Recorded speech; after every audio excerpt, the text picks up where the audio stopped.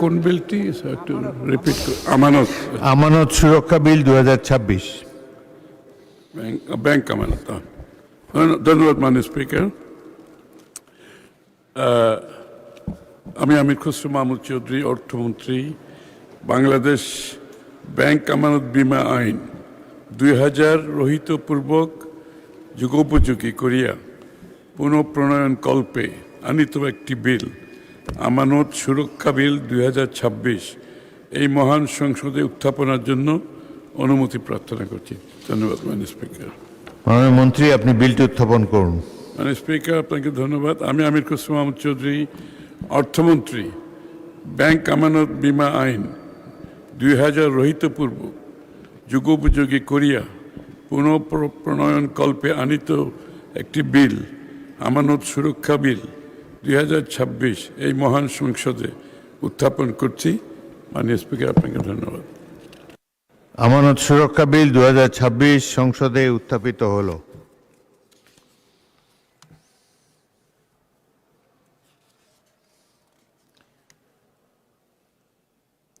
আমি এখন অর্থমন্ত্রী আমির খসরু মাহমুদ চৌধুরীকে সংসদে উত্থাপিত আকারে আমানত সুরক্ষা বিল 2026 অবিলম্বে বিবেচনার প্রস্তাব উত্থাপনের জন্য আহ্বান জানাচ্ছি। ধন্যবাদ মাননীয় স্পিকার।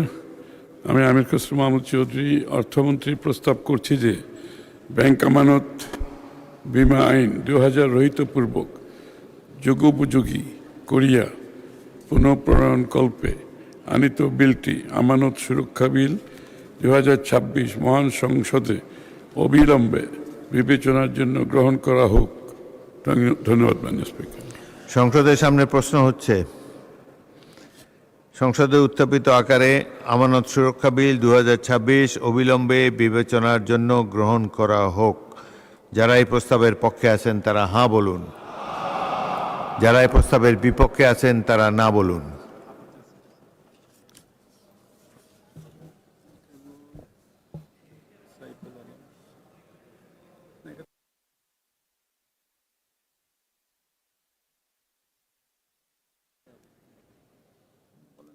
মাননীয় সদস্য সাইফুল আলম, ঢাকা 12, আপনি কিসের উপরে, কোন বিলের উপর আপত্তি দিতে চান?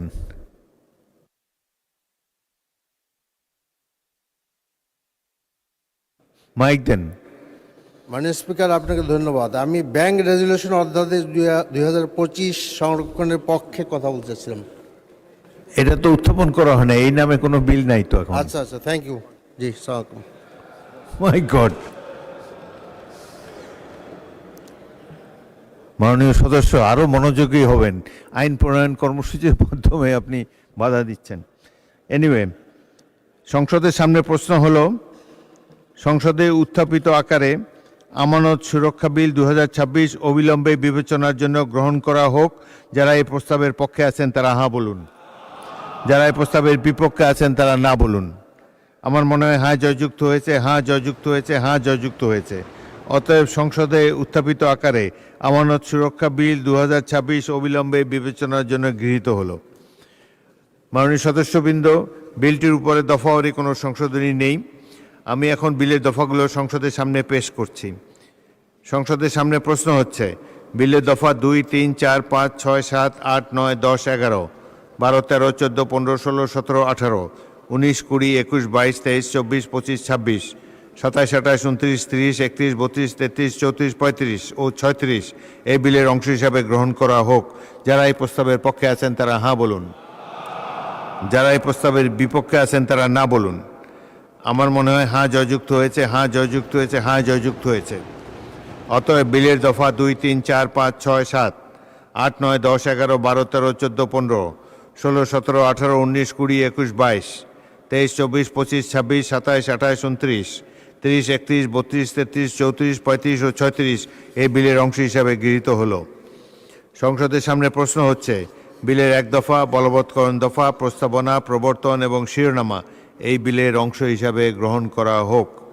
যারা এই প্রস্তাবের পক্ষে আছেন তারা হাঁ বলুন। যারা এই প্রস্তাবের বিপক্ষে আছেন তারা না বলুন। আমার মনে হয় হাঁ জয়যুক্ত হয়েছে, হাঁ জয়যুক্ত হয়েছে, হাঁ জয়যুক্ত হয়েছে।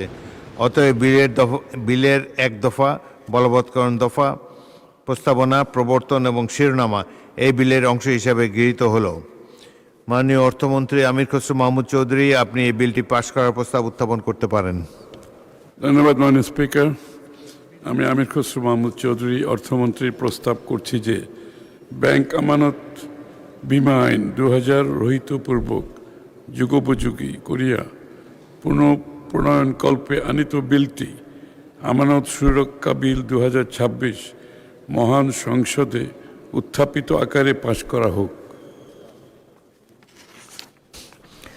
সংসদের সামনে প্রশ্ন হচ্ছে, সংসদে উত্থাপিত আকারে আমানত সুরক্ষা বিল 2026 পাশ করা হোক।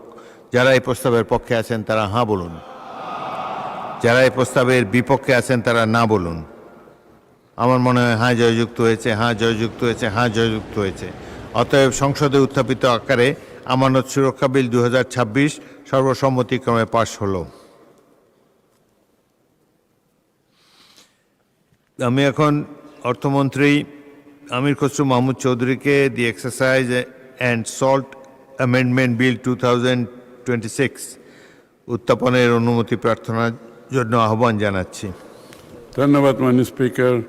আমি আমির খসরু মাহমুদ চৌধুরী অর্থমন্ত্রী the excises and salt act 1944 এর অধিকতর সংশোধনকল্পে আনিত একটি bill, the excises and salt act 1944 amendment bill 2026 এই মহান সংসদে উত্থাপনের জন্য অনুমতি প্রার্থনা করছি। মাননীয় মন্ত্রী, আপনি বিলটি উত্থাপন করুন। ধন্যবাদ মাননীয় speaker.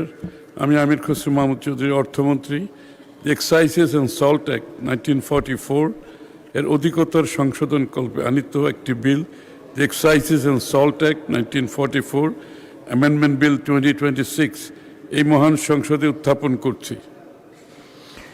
The excises and salt amendment bill 2026 সংসদে উত্থাপিত হলো।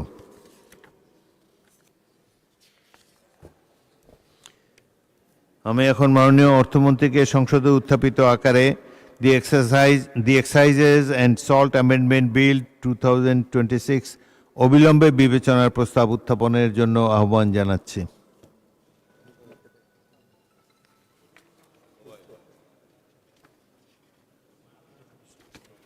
ধন্যবাদ মাননীয় স্পিকার। আমি আমির খসরু মাহমুদ চৌধুরী অর্থমন্ত্রী প্রস্তাব করছি যে এক্সাইজেস অ্যান্ড সল্ট অ্যাক্ট 1944 এর অধিকতর সংশোধনকল্পে আনিত বিলটি, the excises and salt act 1944 amendment bill 2026 মহান সংসদে অবিলম্বে বিবেচনার জন্য গ্রহণ করা হোক। ধন্যবাদ মাননীয় স্পিকার। সংসদের সামনে প্রশ্ন হচ্ছে, সংসদে উত্থাপিত আকারে দি excises and salt amendment bill 2026 অবিলম্বে বিবেচনার জন্য গ্রহণ করা হোক। যারা এই প্রস্তাবের পক্ষে আছেন তারা হাঁ বলুন। যারা এই প্রস্তাবের বিপক্ষে আছেন তারা না বলুন। আমার মনে হয় হাঁ জয়যুক্ত হয়েছে, হাঁ জয়যুক্ত হয়েছে, হাঁ জয়যুক্ত হয়েছে। অতএব সংসদে উত্থাপিত আকারে দি excises and salt amendment bill 2026 অবিলম্বে বিবেচনার জন্য গৃহীত হলো। মাননীয় সদস্যবৃন্দ, বিলটির উপর দফাওয়ারি কোনো সংশোধনী নেই। আমি এখন বিলের দফাগুলো সংসদের সামনে পেশ করছি। সংসদের সামনে প্রশ্ন হচ্ছে, বিলের দফা 2 ও 3 বিলের অংশ হিসাবে গ্রহণ করা হোক। যারা এই প্রস্তাবের পক্ষে আছেন তারা হাঁ বলুন। যারা এই প্রস্তাবের বিপক্ষে আছেন তারা না বলুন। আমার মনে হয় হাঁ জয়যুক্ত হয়েছে, হাঁ জয়যুক্ত হয়েছে, হাঁ জয়যুক্ত হয়েছে। অতএব বিলের দফা 2 ও 3 বিলের অংশ হিসাবে গৃহীত হলো। সংসদের সামনে প্রশ্ন হচ্ছে, বিলের 1 দফা, বলবৎকরণ দফা, প্রস্তাবনা, প্রবর্তন এবং শিরোনামা এই বিলের অংশ হিসাবে গ্রহণ করা হোক। যারা এই প্রস্তাবের পক্ষে আছেন তারা হাঁ বলুন। যারা এই প্রস্তাবের বিপক্ষে আছেন তারা না বলুন। আমার মনে হয় হাঁ জয়যুক্ত হয়েছে, হাঁ জয়যুক্ত হয়েছে, হাঁ জয়যুক্ত হয়েছে। অতএব বিলের 1 দফা, বলবৎকরণ দফা, প্রস্তাবনা, প্রবর্তন এবং শিরোনামা এই বিলের অংশ হিসাবে গৃহীত হলো। মাননীয় অর্থমন্ত্রী, আপনি বিলটি পাশ করার প্রস্তাব উত্থাপন করতে পারেন। ধন্যবাদ মাননীয় স্পিকার। আমি আমির খসরু মাহমুদ চৌধুরী অর্থমন্ত্রী প্রস্তাব করছি যে এক্সাইজেস অ্যান্ড সল্ট অ্যাক্ট 1944 এর অধিকতর সংশোধনকল্পে আনিত বিলটি, excises and salt act 1944 amendment bill 2026 মহান সংসদে উত্থাপিত আকারে পাশ করা হোক। সংসদের সামনে প্রশ্ন হচ্ছে সংসদে উত্থাপিত আকারে দি excises and salt amendment bill 2026 পাশ করা হোক। যারা এই প্রস্তাবের পক্ষে আছেন তারা হাঁ বলুন, যারা এই প্রস্তাবের বিপক্ষে আছেন তারা না বলুন। আমার মনে হয় হাঁ জয়যুক্ত হয়েছে, হাঁ জয়যুক্ত হয়েছে, হাঁ জয়যুক্ত হয়েছে। অতএব সংসদে উত্থাপিত আকারে দি excises and salt amendment bill 2026 সর্বসম্মতিক্রমে পাশ হলো।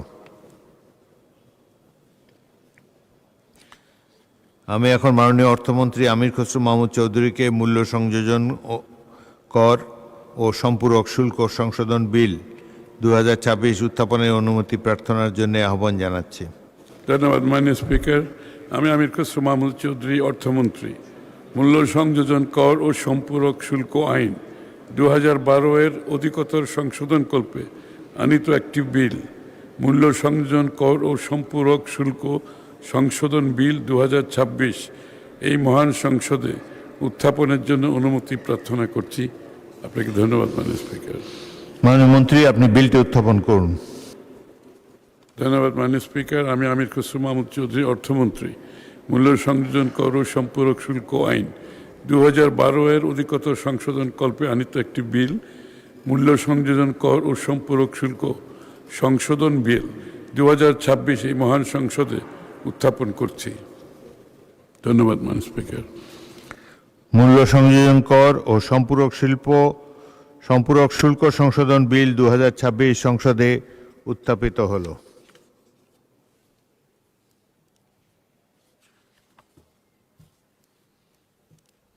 আমি এখন অর্থমন্ত্রী আমির খসরু মাহমুদ চৌধুরীকে সংসদে উত্থাপিত আকারে মূল্য সংযোজন কর ও সম্পূরক শুল্ক সংশোধন বিল 2026 অবিলম্বে বিবেচনার প্রস্তাব উত্থাপনের জন্য আহ্বান জানাচ্ছি। ধন্যবাদ মাননীয় স্পিকার।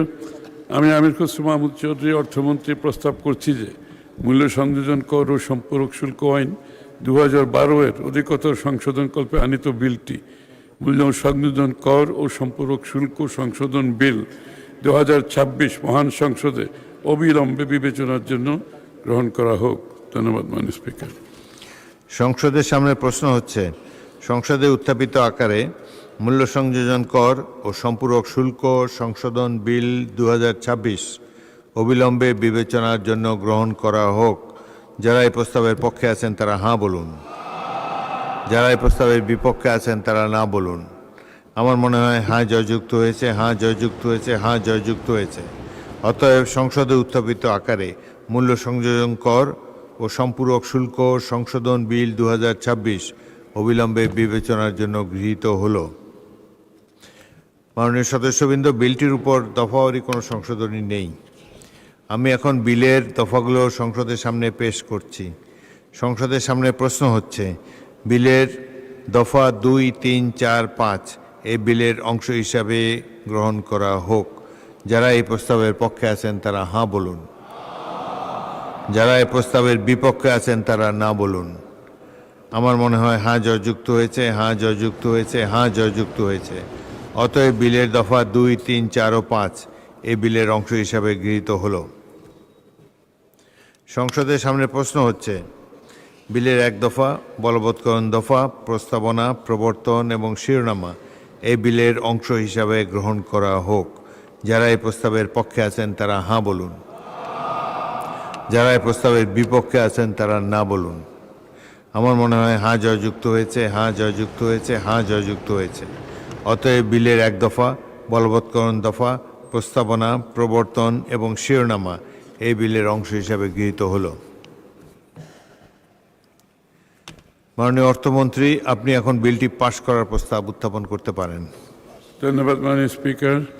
আমি আমির খসরু মাহমুদ চৌধুরী অর্থমন্ত্রী প্রস্তাব করছি যে মূল্য সংযোজন কর ও সম্পূরক শুল্ক আইন 2012 এর অধিকতর সংশোধন কল্পে আনিত বিলটি মূল্য সংযোজন কর ও সম্পূরক শুল্ক সংশোধন বিল 2026 মহান সংসদে উত্থাপিত আকারে পাশ করা হোক।